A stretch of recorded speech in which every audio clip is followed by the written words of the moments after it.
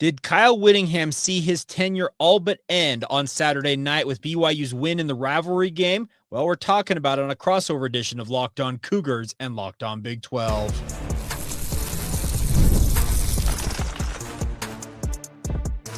You are Locked On Cougars, your daily podcast on the BYU Cougars, part of the Locked On Podcast Network, your team every day.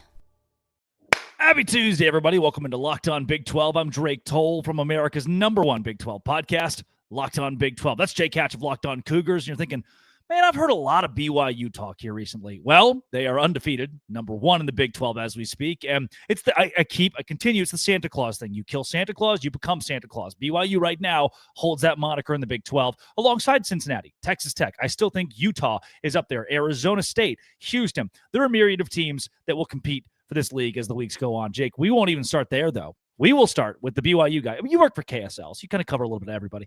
We will start with Kyle Whittingham being done at Utah. I think this is his last season at Utah. If it's not, things get even more problematic. I can explain. Then Texas Tech. They're in the headlines for a lot of bad reasons. They're going to the SEC, and then they can't throw tortillas, and then the other teams are dropping knives. I will finish with, look, what I learned this weekend, and Jake is the expert as somebody who is openly a member of the church. What I learned is Church of Jesus Christ of Latter-day Saints, normal people. Despite what like TLC or whatever those shows are, I want to tell you, normal people, and I think Big 12 fans could learn a thing or two or enlighten themselves in some ways. If you hit subscribe, we get to keep our jobs. Jake, here's the deal. Morgan Scalley, coach in waiting for Utah. I've heard from sources that last season Whittingham planned to retire. He kind of mentioned that at Big 12 Media Days too. He's like, I'm ready. He didn't. And I've heard from others that Scalley didn't love it. He fully expected like the torch to be passed down this past offseason.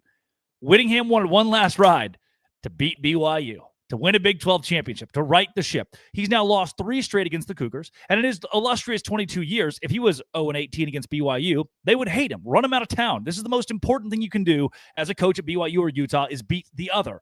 Whittingham, if he's not done after this season, is likely going to lose Morgan Scalley and half the staff departs. If he is done this postseason, 0-3 in his last 3 against BYU.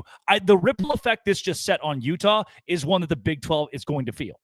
No doubt about that, Drake. And I can tell you, there were strong indications. Had last season gone differently, obviously not losing Cam Rising to that hand injury that ultimately cost him essentially his career, yeah. He was planning on stepping aside because he wanted to go out with a bang and he wanted to go out with Cam Rising. Well, things went awry and he decided, you know what? I need to run it back. I need to try something different. And quite frankly, I need to have the upper hand over BYU before I go out. And he did not get that. He loses once again on Saturday night. And you're right, Drake. The other situation is here.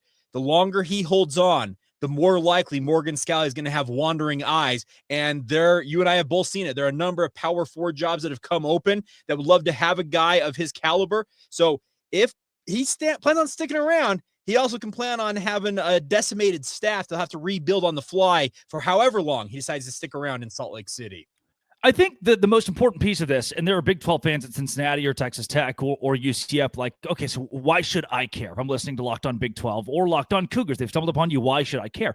The care is we just lost Mike Gundy, the Gary Patterson, talking like the long-tenured Big 12 coaches, the long-tenured coaches who are at Big 12 schools that have left this league. It looks a lot different than it did 3, 4, 5 years ago from expansion into coaches departing or being fired. This would be another that resets Utah if Scalley leaves, because the idea here is that Scalley continues what Whittingham has done. If this offseason, Whit says, I want one more year to beat BYU, and maybe he'll be here forever if that's the case. If he decides that he's going to stick around, I do think Scalley goes to a UCLA and finds success as a head coach and takes a large portion of the Utah staff and players with him. That's where this gets really tough if you're the Utes, because I do believe, like you alluded to, Scalley wants it. He wants it soon.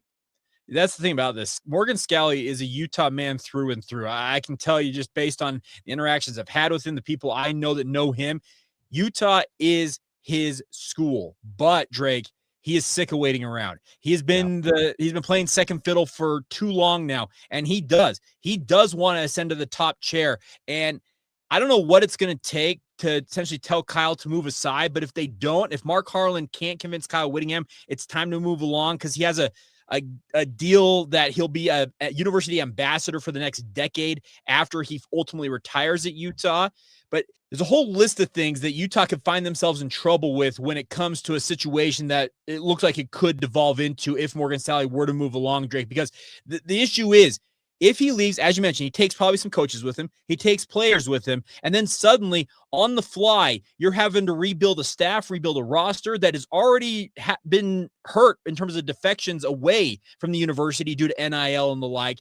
I just don't envy what that would take for Utah and Kyle Whittingham to try to put that back together on the fly, because he is a guy who I know, speaking of Kyle Whittingham, has a very, very tight inner circle. He's got a small group of coaches he gets along with.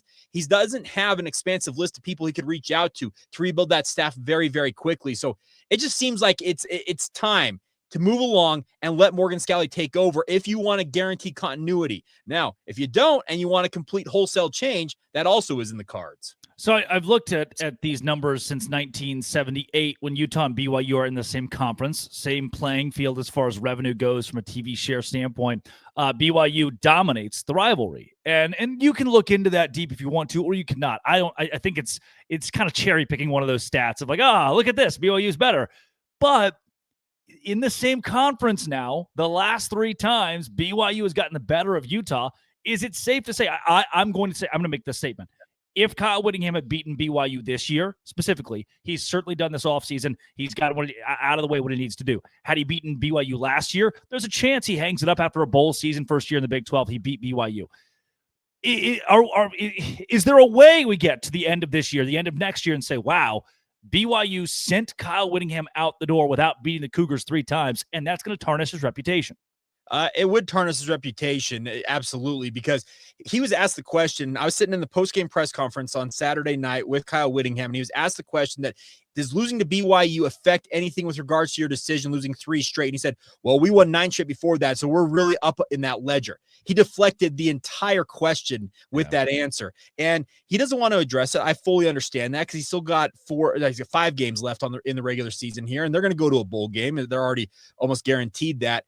So I just look at it as the situation is Kyle wants nothing more than to leave Utah in pretty good hands. But even beyond that, he wants to have the upper hand on BYU, and BYU could have just ushered him out the door without him actually getting that upper hand. We will, before we get into Texas Tech, I want to give you the final few games here on Utah's schedule. Colorado, that should be a win. At home against Cincinnati, I do think Utah is the better team. That's a win. Against Baylor, they look hapless right now. A win. At home against Kansas State, that's a win. And then the Kansas Jayhawks, I think that's a win even on the road. Utah's a 10-2 football team in 2025. Yeah, I absolutely agree that they are, Drake. The situation is they've put themselves way behind the 8 ball, because they can be 10-2 and be completely on the outside looking in when it comes to the Big 12 title game. And that's the disappointing part if you're a Utah fan, is the fact that you have to have a lot of things go wrong for other teams, including BYU, to find yourself going to Arlington. But 10-2, it'd be a nice bounce back effort for Kyle Whittingham. And if it plays out the way that we're kind of talking about here, Drake, where Kyle does step aside and hands it off to Morgan Scalley, that would be a good note to go out on, even if he doesn't make the title game, because it means that Utah's in a fairly good place, all things considered. Yeah, if BYU and Utah both make it to Arlington, I've got a wedding that day. I don't love anybody that much. I will be in Dallas, Texas. Drake's RSVP will say thank you, but no thanks. But no thanks. I'll send a nice gift. Coming up, Texas Tech in the headlines, all the wrong reasons. This is Locked On Big 12 and Locked On Cougars. Hey, today's show is brought to you by Monarch. Monarch is exactly where I go when I need some help with my money, and I need a whole lot of help with my money. I'm 24 years old. I don't know what to do when the money hits my account. I'm like, oh, look. Dollars. But Monarch helps all of that. It's my all-in-one financial advisor. But it's not like this. It's an accountability thing where I don't feel bad. I don't look at Monarch and I'm like, well, shoot, I'm spending way too much on this or this or this, and then I'm berated for it. No, it helps you actually understand your finances. Help me organize my accounts, track my spending, even find an old 401k that I didn't even know my old boss gave me a 401k.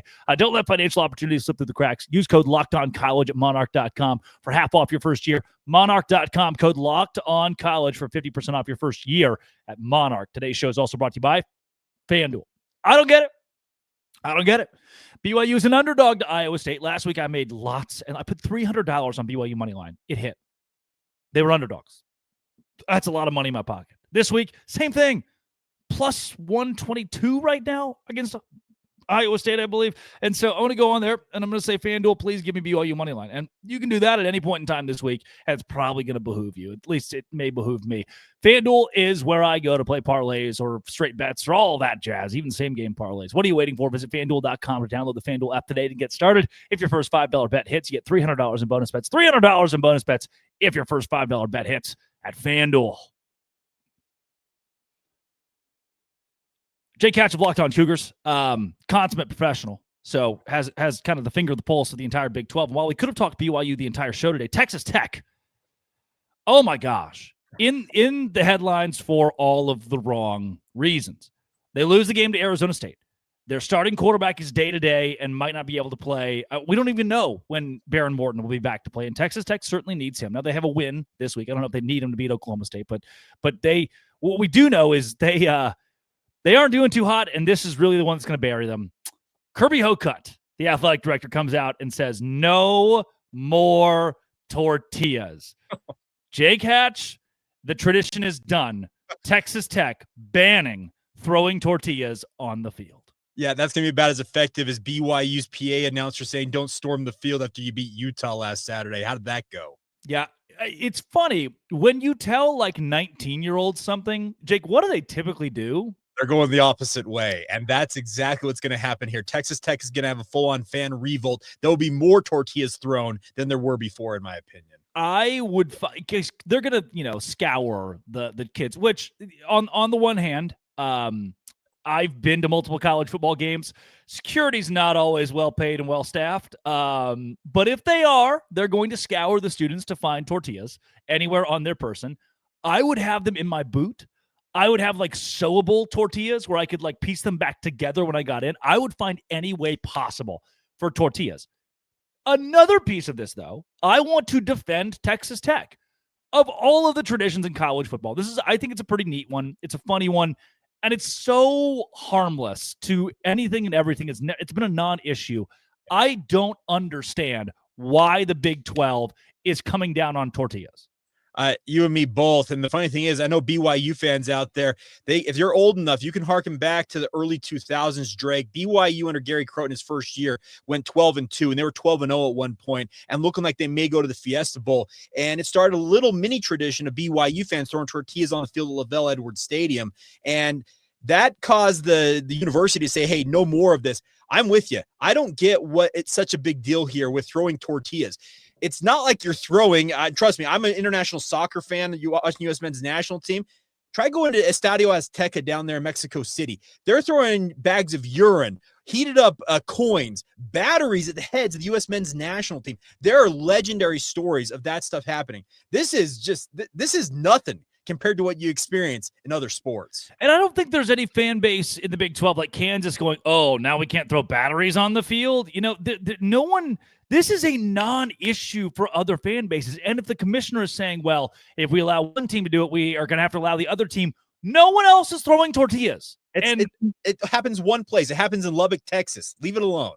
You know what I think is also funny? It would be so Big 12 if the rule book just stated, no throwing objects on the field unless they're tortillas. That'd be a hilariously awesome PR move for the conference to distinguish, hey, we can keep this tradition because it's an awesome visual when 30,000 tortillas fly on national television during the opening kickoff. I think it's great. I just don't see where UCF fans will be like, oh, we can't throw water bottles. They're throwing tortillas. This doesn't seem like a thing we need to protect ourselves from biting us in the long run. Yes, yeah, I'm with you on that, Drake. I don't know what the burr up, whose rear end is that's causing this to be an issue for the Big 12 because it is harmless. They're tortillas. Now, we're not Kansas and we're not dropping pocket knives on the field and then trying to argue that it was thrown from the crowd to make it a bigger deal than it actually was. We'll talk about that momentarily, I'm sure. But it's a tortilla. It's not going to do any damage to anybody. And by the way, the guys on the sidelines and the women as well, I just use guys across the board, they're not going to be hurt by a tortilla coming sailing from the top deck of Jones Stadium down there in Lubbock. I just don't see why this is an issue at all. It's harmless. It's fun. It's a tradition that's been around for literally decades, as I understand it. why not have some fun with this? Because I'm with you, Drake. It'd be really cool to see them revamp the rule book. Say, hey, you can't throw anything but a tortilla. Yeah, and look, if every Big 12 team starts doing it, that's even cooler. We have our own thing in the Big 12. That's where you go to get tortillas thrown at you. Don Williams tweets, how does Tech enforce it? In quotes, quoting Kirby Hocutt, we will encourage and remind fans at the gate to not bring tortillas in. If they brought them, we'll ask them to discard them before they come into the stadium. We're also going to have reminders in the stands before kickoff. You never want to do this, but if there are folks that decide to go ahead and throw tortillas and they are caught, we will suspend their ticket privileges for the remainder of this academic year. That's a pretty serious, that's Kirby Hocutt being very serious about this. I once again, I'm at a loss for all of this. I don't get it, because if let's say they didn't know that the hoax with the pocket knife was legit, because we found out that absolutely was. It was planted by Kansas, and Lance Leipold ran out and was like, hey, this would no, it wasn't thrown. It was dropped by your own staff member. So stop it with that nonsense. I'm glad they got fined for their role in that nonsense. But had they stuck with their guns with that, maybe, just maybe, Drake, that might be the smallest of reasons why they could have banned this. Because, a pocket knife's one thing and a tortilla is another. But the fact that it was proven to be a farce with regards to the pocket knife, and it's just a tortilla, yeah, this just screams that somebody's got an ulterior motive here that I'm not sure what to make of it, but it just needs to go away. We just need to let it die. So we'll quickly get to the pocket knife thing. If you're not familiar, this is one of the wildest stories you will never hear. National media didn't want to touch it. Yeah. Kansas's head coach, Lance Leipold, comes to the podium and says, Texas Tech threw a knife at us. Mm-hmm. And that sounds very serious, by the way. Yeah. Come to find out, a Kansas staffer just dropped the knife on the sideline and picked it up. It's like, oh, look, penalize them. They're throwing knives, which is an insane thing to do, by the way. And obviously Texas Tech was really, really upset with this. Yeah. I think the Big 12 should have come down harder on Kansas, because who does that? Who plants a knife on the sideline to try to earn a penalty, to try to affect the game? The Kansas Jayhawks do. I hope that assistant is fired in the wake of this or severely punished. About as wild a story as you can drum up. I don't think I've seen this one yet. We're going to plant evidence on the field. Watch this. And the worst part about this, Drake, is I've worked for multiple professional organizations, and the camera angles that these facilities these days have, Drake, they can pinpoint and find people with, like, they can find direct individuals and know exactly what happened. And they found it very, very quickly looking at the security footage down there in Lubbock. The fact that they thought they were going to get away with this, speaking of Kansas, it's Bush League. Absolutely, they should have been hammered harder than they were.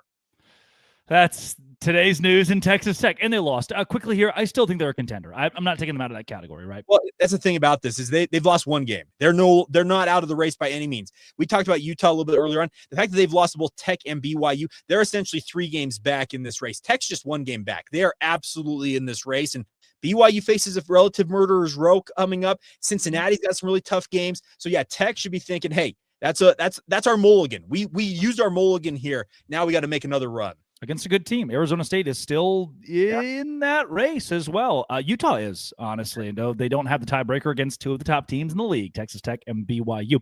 Coming up, religion, but in a sports way, and in a way that I think a lot of Big 12 fans could take notes or learn a thing or two. Locked On Big 12, Locked On Cougars. Oh, today's version of Dose Grande is brought to you by Game Time. Game Time's where I go when I want to go to a concert, to a football game, to anything. I'm looking at BYU and Utah tickets, and when I went to the game, it's like, okay, the university was kind enough to gift me a couple spots, but I wanted to do a little giveaway, and it's like, okay, how do I do that? Well, first I'm going to have to go to Game Time and find out ticket prices. And it's like, whoa, they're way cheaper here than anywhere else, and that's just what Game Time is. Pull it up, couple taps, amazing deals. Talking about your favorite college football games as low as $25. The app makes it super simple. Even see the exact seat before buying them. Take the guesswork out of buying college football tickets with Game Time. Download the Game Time app. Create an account. Use code LOCKEDONCollege for $20 off your first purchase. Terms apply. Again, promo code LOCKEDONCollege for $20 off. Swipe, tap, ticket, go. Download Game Time and do it today. Jake Hatch of Locked On Cougars. Wildest thing happened this weekend. And I've been complimentary of the Church of Jesus Christ of Latter-day Saints because there are fan bases at the Big 12, whether it's Colorado or Arizona, fan bases outside of the Big 12 like Stanford, that treat a religion poorly. that the hate speech they give toward a faith, and an evangelical faith, by the way, one that I don't think that I'm almost positive there are identifying Christians that are in the stands chanting, F the Mormons, who don't understand Mormons, that's the word they use, are also Christian. And you may be thinking this is a sports podcast. Yeah, but there's a lot of ignorance around the Big 12. And one of the coolest things that happened this weekend, Kalani Sitake comes up to me. I've never met him. I stay away from players and coaches as much as possible. Slippery slope, Mike Gundy situation. They get fired. I've got to report on it. Keep a distance. Comes up to me, first time meeting him, shakes my hand, and as soon as he grabs my hand, pulls me forward and engulfs my body. I was like, Coach, I'm Drake Toll. Nice to meet you. And he's like, I know who you are. And I just want to thank you. I was like, thank me for what? He's like, dude, just ignorance isn't a bad word, but for helping people understand BYU's not a bad place. BYU's not a scary place. This utopian, dystopian place. Jake, I think one fan base at a time, hopefully the Big 12, and it seems like they are coming around on the idea that these people aren't just crazy Mormons, but instead they bring a lot of value to this conference, and they're very normal people. I think you're right, Drake, because there's a lot of monikers out there. There's a lot of people who will tell you that Mormons are one thing, they're another thing. As a lifelong member of the faith, I can tell you, I feel like I'm a fairly normal person. Yeah, I don't drink, I don't smoke, I don't do a lot of the things. No, he's healthy. Wow. But the point is, there is this perception out there that Mormons are like these fundamentalists, and you see it. You mentioned it. The TV versions of Mormons make you think we're absolute freaks. Is probably the best term I can use, and I'm allowed to use it because I am a member of the faith. But the situation is, I think if you come out here to Provo, see how rabid a fan base that BYU has, see how literally normal a lot of our fans are, you're going to realize, you know what? They're just like me. They're a normal football fan who just happens to be a member of another religion. That's a simple fact of life. You're right. There are a lot of people out there who chant the F the Mormons and that type of stuff that have no idea what a Mormon believes, who a Mormon is, or what they're actually doing when they do it. They're just kind of going along with the crowd. I fully understand that. I was appreciative that Colorado took some measures to clean that up. And I'm hoping the other universities in the Big 12, if and when it comes back around, they'll take the same type of measures. But you're right. I think fan base by fan base, Cougar fans are showing, hey, we're no different than you guys. We love our team, and we just happen to be a member of the Church of Jesus Christ of Latter-day Saints. So it makes you think, had Colorado chanted F the Church of Jesus Christ of Latter-day Saints, that's like a double-edged sword where you're like, hey, too far. But also, thanks for, not saying Mormon. There's something to that. This league, I think, took a huge stance in standing up for BYU and finding Colorado and showing that religious hate is not going to be allowed in this conference, no matter who it's against. Another piece of this, Jake, I had a beer at a tailgate before the game.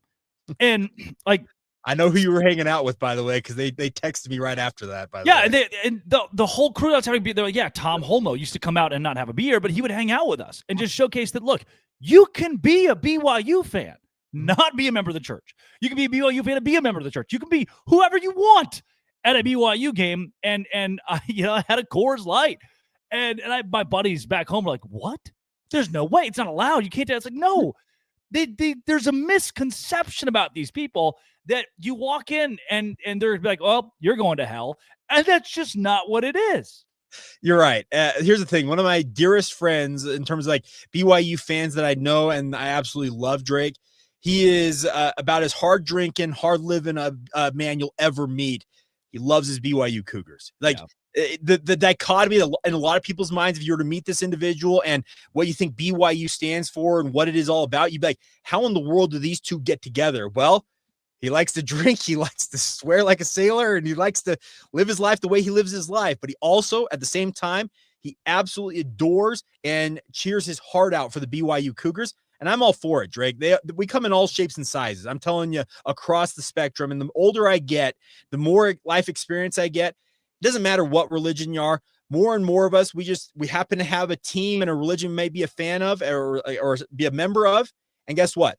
That's who we are. But at our core, we're all human beings. We all love sports in this realm, and we like to go out and support our teams. There's nothing wrong with that across the board. Transubstantiation. Mm-hmm. You familiar with that word? Yes. I'm going back to my Christian scriptures days, my freshman year at Baylor. Transubstantiation.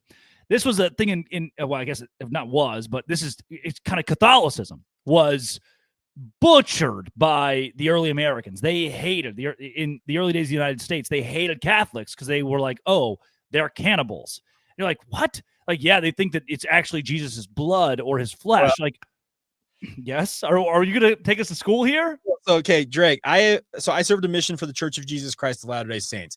I served in Taiwan.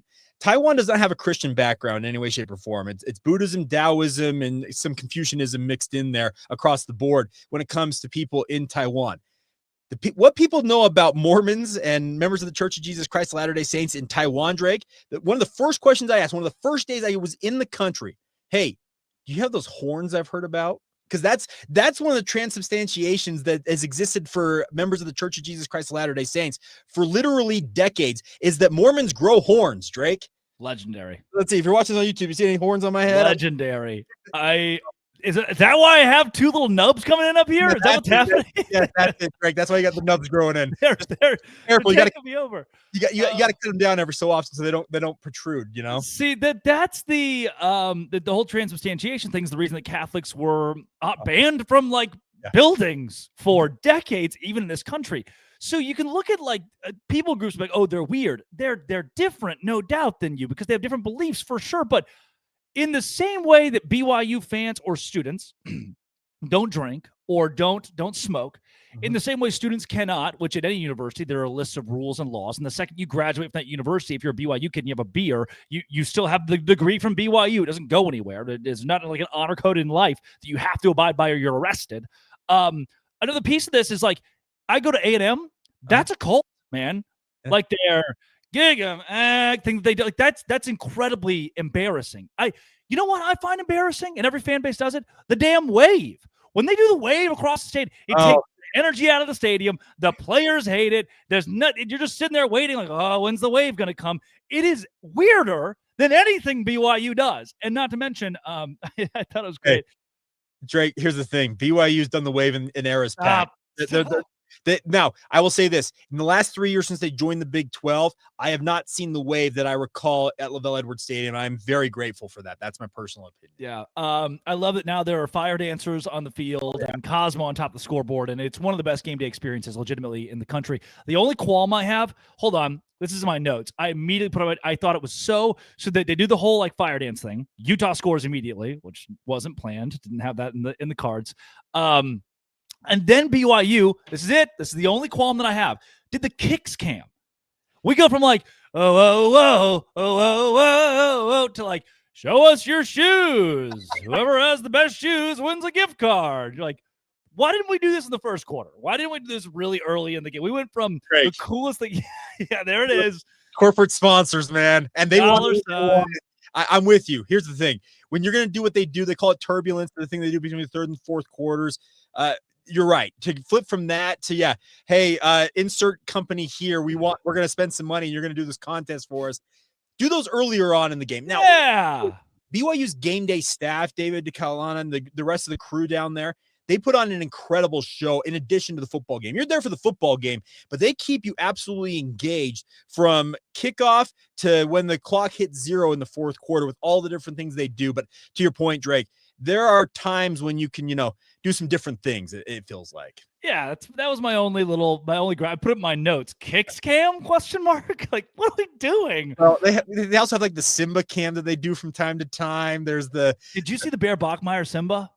I did not. Oh my gosh! Takes his nephew after the game, Simba's him with the crowds on the field. Oh, he did after the game. Wow. Yes, crowd they've stormed the field. He goes into the stands, gets his nephew, and picks the child up in front of the entire crowd that had stormed. It was a legendary moment for the kid that woke up the next morning and played guitar. The people are always like, "No, this guy talks about BYU so often." Okay, the second that Rocco Beck plays guitar at a nursing home the day after beating Iowa, maybe I'll give a little bit more prep, to Rocco Beck. But that's just, I guess it's the BYU way, man. Jake, how can more folks? I'm sure all of the Locked On Big 12 listeners are familiar with you. I know everybody that I encountered on Saturday said, so where's Jake Hatch? Isn't he supposed to be with you? And I was like, he's somewhere around here. How can folks that are not familiar with your show find more of it? Just check out Locked On Cougars wherever you get your podcasts. Also available on YouTube like this fine program. And if you want more on social media, just search out Locked On Cougars on Facebook, Instagram, or Twitter. Love it. That is Jake Hatch. All things Cougars, Locked On Cougars, every single day with the Locked On Podcast Network. This has been, it always will be, Locked On. Thanks for making it your first listen every single day. A crossover with Cougars, and Go Say Grande.